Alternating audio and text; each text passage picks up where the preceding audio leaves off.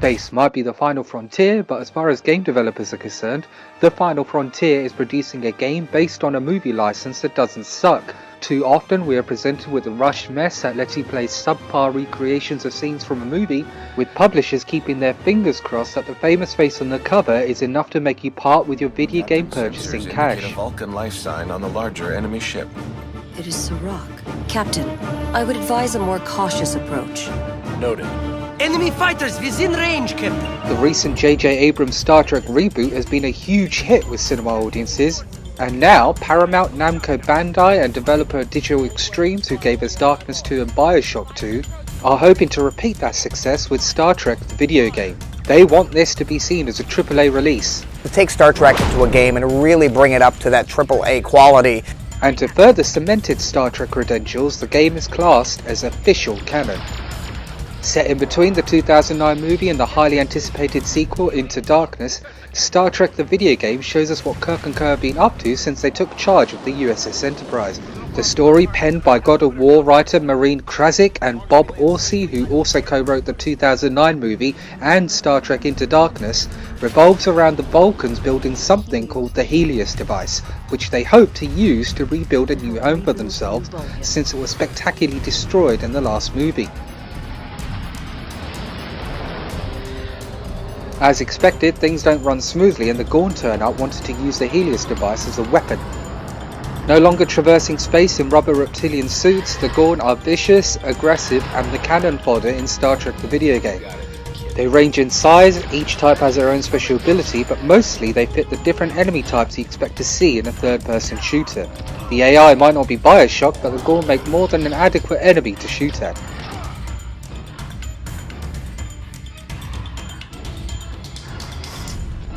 The gameplay is third-person cover-based shooting mixed with some minor exploration and platforming sections. You can see why people made the comparisons to Mass Effect 3 when they first saw the trailer, but you also see shadows from Uncharted 3 and Gears of War. And as all those games were excellent, it's not a bad thing to use them as an influence.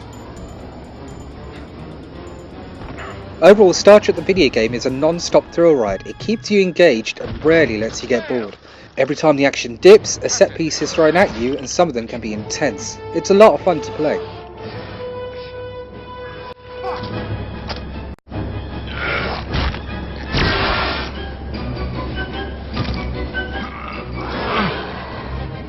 From the start, you play as either Kirk or Spock and the game is designed for co-op play.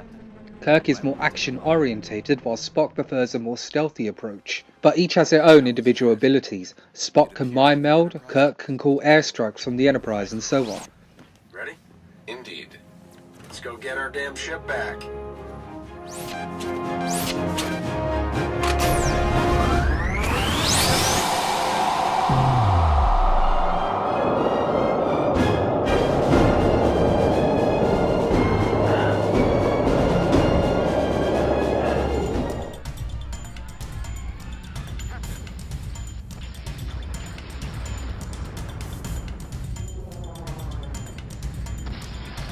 At various points of the game, each character has separate tasks to conduct. Kirk might be injured and need a shoulder from Spock, or Kirk has to quickly stop an out-of-control laser so Spock can safely climb a wall. Playing with a friend, you'll have a lot of fun making your way through the 10-hour campaign, but if you prefer to play on your own, the AI is good enough to add control in the other character not to give you too many issues. If there is one place you can find criticism in Star Trek the video game, and that's in the graphical department. It looks a little outdated for a 2013 release, but it's only a small nitpick. Some facial animations look like they've been injected with too much Botox, but it's only a small niggle that you stop noticing as soon as you start playing. Voice acting is superb, even if the script on occasions is a bit limp. The whole cast are here, providing voices, with Chris Pine doing the most notable job and sounding the most natural.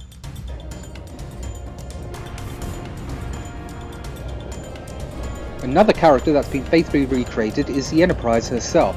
Explore the ship and see parts of the Enterprise you didn't see in the film. Walk around the bridge, talk to other crew members, and even sit in the captain's chair.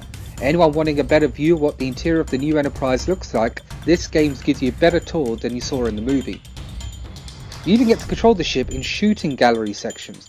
Like the other combat in the game, it's well designed and intense.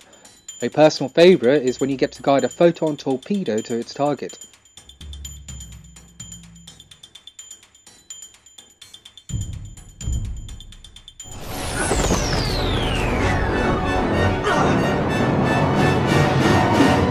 Perhaps you need some additional practice on your landing techniques, Captain. What are you complaining about, Spock? We got in, didn't we?